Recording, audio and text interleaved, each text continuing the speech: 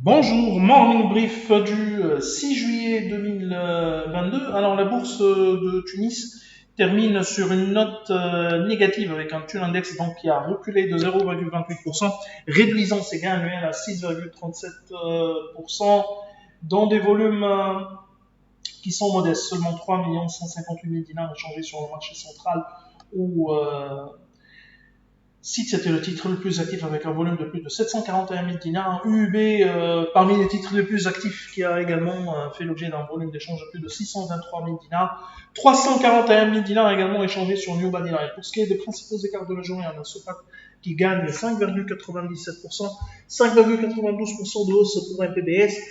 Meuble intérieur qui prend 5,56%, 4,17% également de gain pour AETEC et Somoser qui aligne une hausse de 3,70%. Côté baisse, on a New Bodyline qui recule de 4,68%, 4,48% de perte pour Kimia, BTE abandonne 4,42%, Celcom c'est de 4,33% et WIFER qui dévisse de 4,29%. Alors on a les chiffres de l'inflation au mois de juin 2022 et l'inflation continue d'accélérer, poursuit son escalade où l'indice des prix à la consommation a augmenté de 0,7% sur le mois, bien sûr, après 0,9% au mois de mai et de 1,4% au mois d'avril.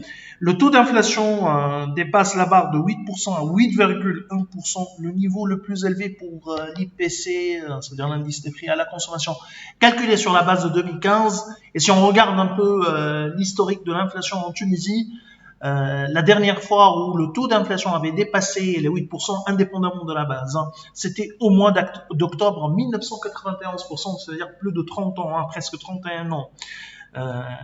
Pour le taux d'inflation, 7,8% au mois de mai, c'était un taux d'inflation de 7,8% au mois de mai. Au mois de juin, on est à 8,1%. Pour le mois d'octobre, c'était 8,3%, juste pour l'information.